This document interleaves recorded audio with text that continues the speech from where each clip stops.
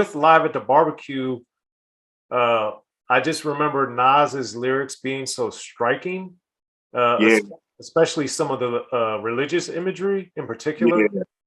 So, what, as a producer, as a rapper yourself, did you guys ever like, hey man, maybe that's too much, or was that just like, oh man, that's Nah, because it was like that preposterous, like it was kind of like in the lines of like Rudy Ray Moore, like Dolemite. It was like, yo, I swim 50 miles and kick the whale's ass, and shit like that. Like it was along those lines. It was like, all right, cool. These are like the blues kind of ways of how dudes said these preposterous, like shock value things. It's like, oh man, you bad, man. Like, yo, I went to hell for snuffing Jesus. It's like, oh man, that kind of thing. Like, that's where we come from. Like, dudes signifying and stuff like that. Like, that's that blues going back to how the blues rappers did it, So it was right in line. It was like, man, that's kidnapped the president's wife without a plan. Like, crazy. I move swift and uplift your mind. I mean, there's also the lyrical prowess of it too. That dude he was ready, like in all fields of rapping. Like he was ready. And it was just right, man. It was right for him. Like we have been working on Eric B. and Rakim's time. So we both got a lot of practicing. We got a lot of practicing, like what the intensity of what we wanted to put out there and things like that. Like, I think Nas figured out like, yo, I gotta step this up. I gotta, you know what I'm saying? Like everyone said, we gotta turn this up a few notches, and that's what he did, and it was dope. okay. Now, from Live at the Barbecue to Halftime to Illmatic, it's like 4 years ish, three and a half, Yeah, three ish. So, three. so with that, what? Because I remember with Breaking Atoms, then hearing Halftime, and then having to wait so long. Looking back, or as you recall it happening, what was the huge gap as to why it took so long for Illmatic after Halftime in particular? Well, we were still, in that phase of looking for a deal. I mean, not from halftime to Illmatic, but from halftime to Illmatic, it was really just gathering the producers, getting that really strong content together. We had demos and stuff, but now it's like actually making records. But from Breaking Atoms to Halftime, it was still a matter of getting a deal. We had people interested, but they weren't following through with it. And like Nas and Akinelli, they would hit the offices all the time, getting on the train, going to see Clark Kent, going to see all of these people. And then finally, Faith Newman and Search, they kind of put the deal together because Faith was asking about like, yo, well, what about that guy that was on Main Source kind of thing? And then from there, it took off. But, it was just a matter of getting the material, getting some really good material together with the right producers. And he did it. Now, speaking of producers, this applies to you directly, and I'm very curious as to what your thoughts are. So I know you also did the Jazz You Don't Stop EP, and 45 King, Prince Paul, Chad Elliott, and others are on that. And then some of the other stuff that you worked on before Illmatic, uh, Wanted Dead or Alive in particular, also has more than one producer. Polo did some stuff, you did, G Rap, etc.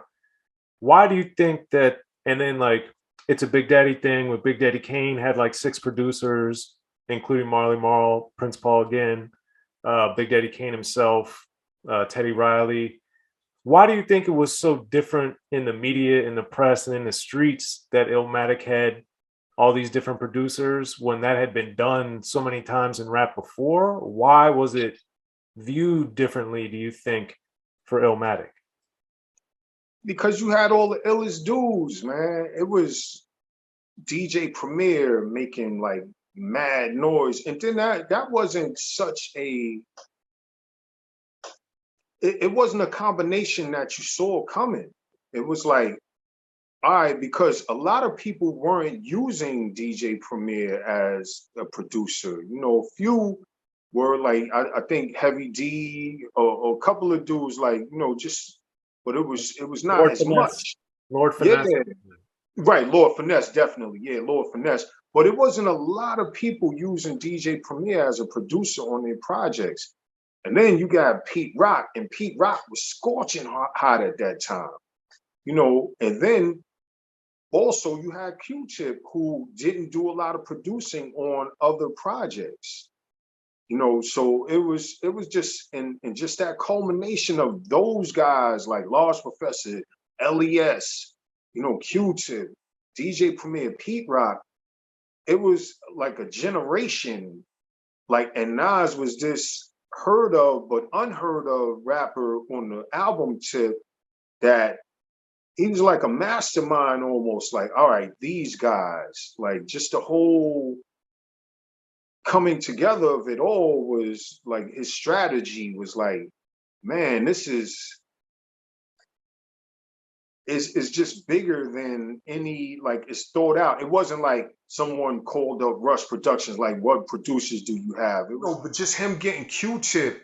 Like, Q-Tip wasn't producing a lot on albums at that time. Like, and just the idea and the strategy that he put together for the producers that he was working with. Even LES at that time wasn't a sought out producer, you know, and it was like Nas's strategy that made that, you know, like something just, it was powerful. Like he tapped into like his musical background and the people he preferred and just the vibes that he wanted, like, you know, seeing his father come up with different productions and people and stuff like that. Like, there was just a, yeah, it was just a different aura, man, that was happening, man, and Nas spearheaded that, definitely. Okay, gotcha.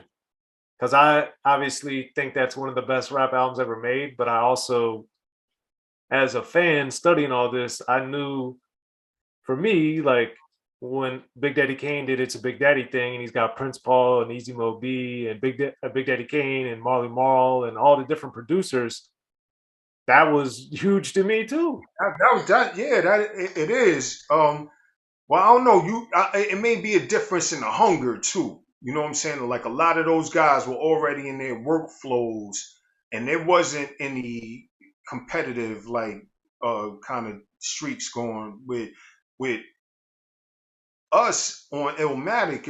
It wasn't like crazy competitive, but it was like, yo, I got to make the illest beat on this. It was like all around that word ill. It was just, everything was all around that word ill, definitely.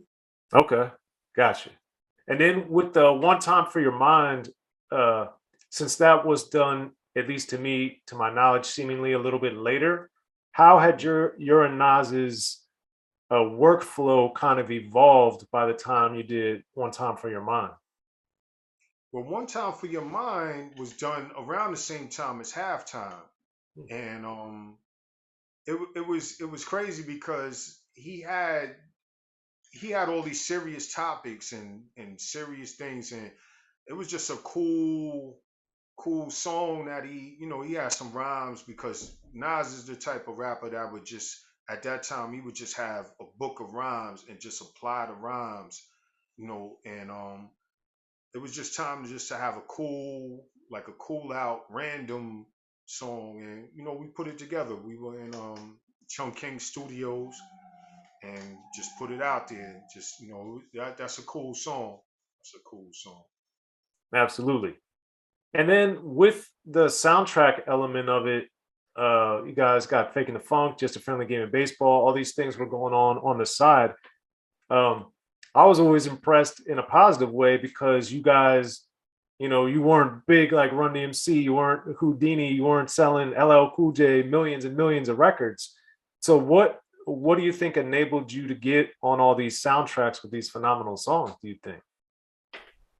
But we had that cred, man. That street cred was buzzing, man. Like, people knew musically that we were those dudes. Like, a lot of the entertainment houses weren't rocking with us, but just off of the DJ aspect, man, like people knew, like, yo, these guys are serious, man, and they are forced to be reckoned with. And we were serious. We were making serious music, man, at that time. It wasn't just like hip hop. It was like, this stuff is like serious music, and the topics, peace is not the word to play, things like that. Like everybody kind of wanted to get involved, man. Like the older generations, I'm saying, like it was they knew we were coming, we were serious, definitely. Absolutely. And as you go on and produce a lot of great stuff, you have a successful solo career as well. And then you have the Beats 3 that just came, Beats Volume 3 that just came out. When you started the Beats series, what do you remember why it happened at the time that it did? Like I said, man, it just sometimes the words can get in the way, and you just want to hear a beat, like, and also the fact that everyone's rapping now, like you can just anybody, like it wasn't before. It used to be a kind of level you had to be at to even, but you just see in karaoke times, it's just these are the times we're in, so it's just a like, yo, let me just put some beats out there, man, and see what's good. And people love it, man. It's definitely an acquired like taste. Like for some, it's like, all right, but DJs, skaters, break dancers, they love it, man. And we just keeping it moving, man. Just keeping the words out of the way sometimes.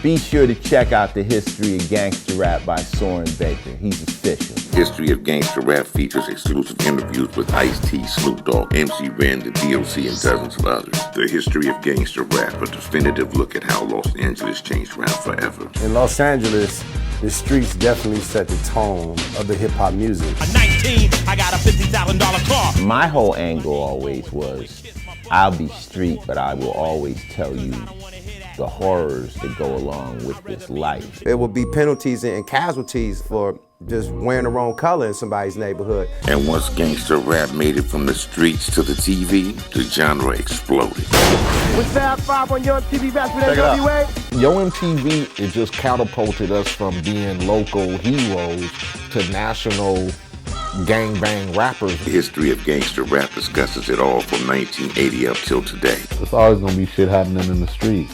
You know what I mean? So it's always gonna be something to talk about. The History of Gangster Rap in stores now.